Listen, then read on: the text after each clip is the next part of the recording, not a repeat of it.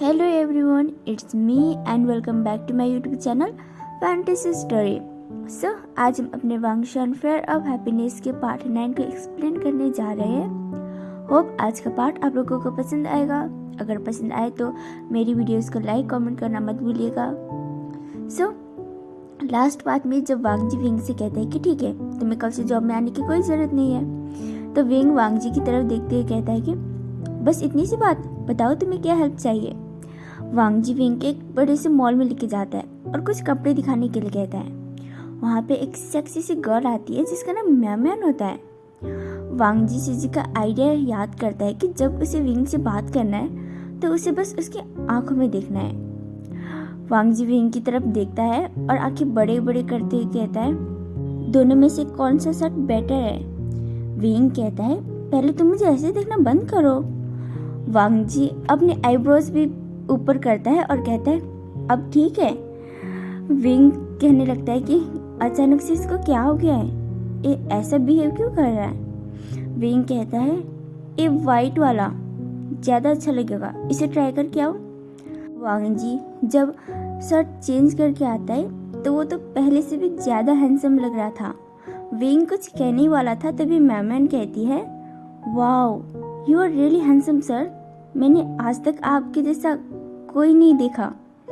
Wing अपने मन में कहने लगता है, पॉपकॉर्न पार्टी कैंसिल करके मैं आया, ड्रेस भी मैंने चूज किया और तारीफ कोई और करे जा रहा है। विंग वांग जी से कहता है, बिल्कुल नहीं, बहुत बकवास लग रहा है, एक कैसे कपड़े पहन रखे, इतना सफेद, ऐसा लग रहा है किसी के मरने पे दुख में पहना है, जाओ कोई और पहन के आओ। वांग जी कहता है, लेकिन ये तो अभी अच्छा था ना। विंग कहता है, पर अब नहीं है, जाओ ना पहन के आओ दूसरा। वांग जी जब जाता है तो वो सेकेंड टाइम ब्लू शर्ट पहनता है, वो इसमें भी बहुत ज़्यादा हैंडसम लग रहा था। मैन फिर से कहती है, वाओ सर आप तो इसमें भी बहुत अच्छे लग रहे हैं। विंग कहता है, ये भी बहुत बकवास है, ये इतना ब्लू कौन पहनता है, जाओ कोई और पहन के आओ। वांग जी जब जितनी भी बार भी कोई भी टी शर्ट पहन रहा था, विंग बस यही कह रहा था कि ये तो बहुत बकवास है, ये तो बिल्कुल अच्छा नहीं है, तुमने ये कैसे पहन रखी है, कुछ और पहनो। वांग जी अपने आईब्रोज को ऊपर उठाकर और आंखें बड़ी बड़ी कर कर विंग से कहता है, पर अब तो सारी शर्ट ट्राई कर लिया। विंग कहता है, अच्छा ठीक है, पहले तुम मुझे ऐसा देखना बंद करो, तुम मुझे डरा रहे हो। वांग जी आईब्रोज को नीचे करता है और आंखें भी छोटी छोटी करके कहता है, अब तुम ही बता दो अगर तुम्हें इससे कोई बेटर क्लोथ मिलता है तो। विंग कहता है, हाँ रुको अभी आया। विंग दूसरे साइड जाता है जहाँ पे और क्लोथ्स रखे हुए थे, वहाँ से कुछ कपड़े लाता है और वांग जी से कहता है, ये पहन के आओ। वांग जी जब वो कपड़े पहन के आता है तो वहाँ पे जितने भी लोग थे वो बस उसे ही देखे जा रहे थे और मैन भी उसे देख के उसका तो मुँह खुला का खुला ही रह जाता है, क्योंकि वांग जी किसी भी जोकर से बिल्कुल कम नहीं लग रहा था। क्योंकि विंग ने वांग जी से बड़ा जैकेट दे रखा था और एक पैंट दे रखा था जो जगह जगह से फटी हुई थी, और एक हवाई वाली रिबन जैसा कुछ दे रखा था जो उसने गले में पहन रखा था, और एक टोपी दे रखी थी।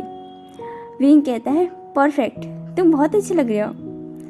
सब लोग वांग जी को देखकर हंसते हैं तो वांग जी विंग से कहता है, क्या तुम्हें लगता है मतलब परफेक्ट है। विंग अपनी दांत दिखाते हुए कहता है, देखो वैसे वाइट टी शर्ट तुम पे ज़्यादा बेटर लग रही थी। वांग जी कहता है, ठीक है फिर मैं वही खरीद लेता हूँ। वांग जी कहता है, मैं तो ये खरीद लूँगा, अगर तुम्हें कुछ पसंद है तो ट्राई करो।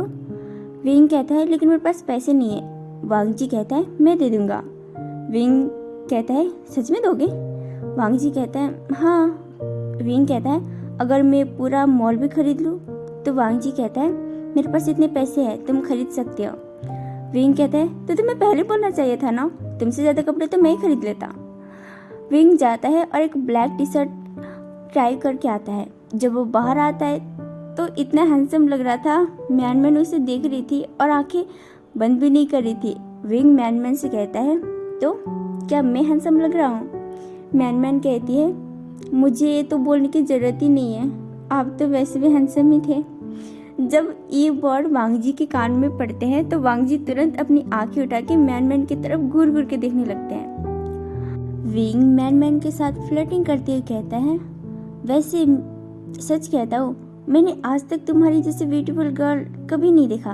तुम्हारी ब्यूटी का सीक्रेट क्या है? वांग जी जो कि सामने बैठकर ये देख रहा था, उसका ये देख देख के खून उबल रहा था। वो जो पेपर रीड कर रहा था, वो उस पेपर को भी इतने जोर से पकड़ लेता है कि वो फट ही जाता है। विंग कहता है, तुम्हारा नाम क्या है? वांग जी अचानक से खड़ा होता है और विंग का हाथ पकड़ के कहता है, कपड़े चेंज करके आओ। विंग कहता है, क्या अभी तो कुछ और खरीदा भी नहीं? वांग जी कहता है, जाओ और कपड़े चेंज करके आओ।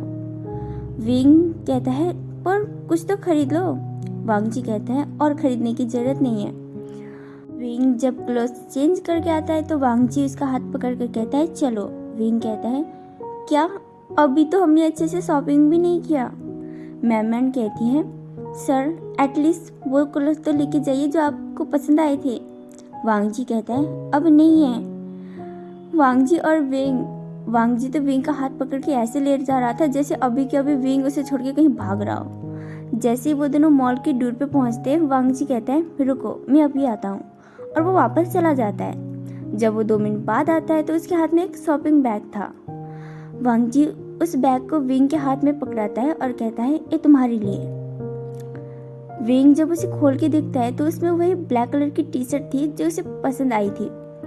वो दोनों कार पे जाते हैं और विंग वांग जी से पूछता है, क्या तुमने कपड़े क्यों नहीं खरीदे? वांग जी कहता है, मैं नहीं खरीदना चाहता था। पर विंग कहता है, थोड़ी देर पहले तो खरीदना चाहते थे ना? तो वांग जी कहता है, अब नहीं चाहता था। विंग कहता है, पर क्यों? तो वांग जी इसकी तरफ देखते हुए कहता है, क्योंकि मेरे पास इतने कपड़े पड़े हैं कि जब तक मैं मर नहीं जाता, स्वर्ग पधार नहीं जाता, तब तक मैं आराम से इस कपड़े को पहन सकता हूँ और उनमें से कोई एक कपड़ा फटेगा भी नहीं।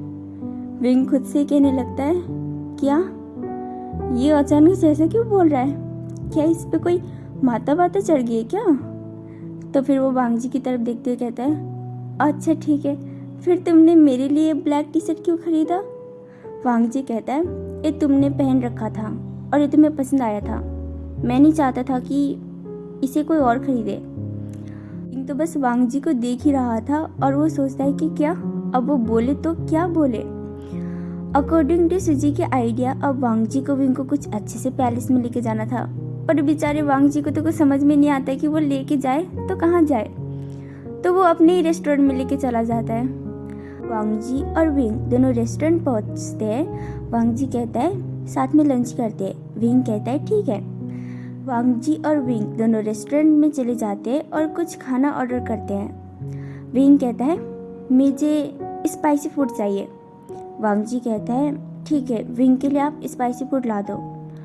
विंग तभी वांग जी से कहता है, मुझे एक बात बताओ, क्या तुम सच में मेरे पॉपकॉर्न पार्टी कैंसिल करके मुझे यहाँ पे सिर्फ इसलिए लाए थे कि मैं तुम्हारे लिए कपड़े चूज करूँ? सीरियसली? और तुमने तो कुछ खरीदा भी नहीं। वांग जी कहता है, नहीं, मुझे कुछ और भी कहना था। विंग कहता है, क्या कहना था? लेकिन इतने में उन लोगों का खाना आ जाता है। विंग कहता है, बोलो भी। तो वांग जी कहता है, नहीं, खाना खाते टाइम ज़्यादा बात नहीं करते, पहले खाना फिनिश करो। विंग कहता है, खाना भी हमेशा रॉन्ग टाइम पे ही आता है। वो दोनों खाना खाने लगते हैं। तभी बाहर से 2 लड़के वांग जी की तरफ देखते हुए हाथ हिलाकर हेलो करते हैं। वांग जी भी स्माइल करता है और उन दोनों की तरफ देखते हुए हेलो का इशारा करता है। विंग कहता है, लंजा, वो दोनों कौन है? वांग जी विंग की तरफ देखता है और कहता है, वो सुजी और जिंगी है। विंग वांग जी से पूछने वाला था कि लंजा, तुम्हारा ब्रदर तुमसे इतना छोटा क्यों है? तभी जिंगी और सुजी वहाँ पे आते हैं और सुजी वांग जी से कहता है, डैड, आप यहाँ पे क्या कर रहे हैं? आपको तो शॉपिंग करना जाना चाहिए था ना। ये सुन के तो विंग को शौक लग जाता है और उसे ऐसा फील आता है जैसे उसे 440 वोल्ट का झटका लग गया हो। बेचारे को तो कुछ समझ में नहीं आता और उसके मुंह से तो कुछ शब्द ही नहीं निकल रहे थे। वांग जी सुजी के इस क्वेश्चन का जवाब देने ही वाला था कि तभी विंग वहाँ पे खड़ा हो जाता है और अपना चॉपस्टिक पटक देता है। उन तीनों को तो समझ में नहीं आता कि ये अचानक खड़ा क्यों हो गया। विंग वांग जी की तरफ देखते हुए उसकी आंखों में तो आंसू आ गए थे और वो वांग जी से कहता है, तुम धोखेबाज, मैं तुम्हें कभी माफ़ नहीं करूँगा। तुमने कभी मुझे बताया क्यों नहीं कि तुम्हारा एक बेटा भी है। वांग जी को तो समझ में नहीं आ रहा था कि क्या उसे बोलना क्या चाहिए। तो वांग जी से कहता है, पर तुमने कभी पूछा ही नहीं। विंग कहता है कि पूछा नहीं का क्या मतलब होता है, बताना चाहिए था ना।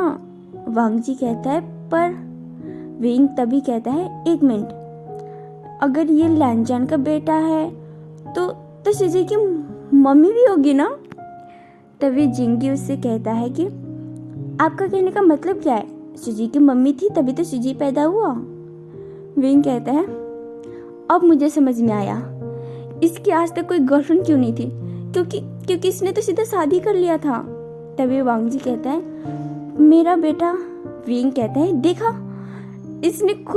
तुमने अभी खुद बोला कि तुम्हारा बेटा है, इसका मतलब ये सच में तुम्हारा ही बेटा है।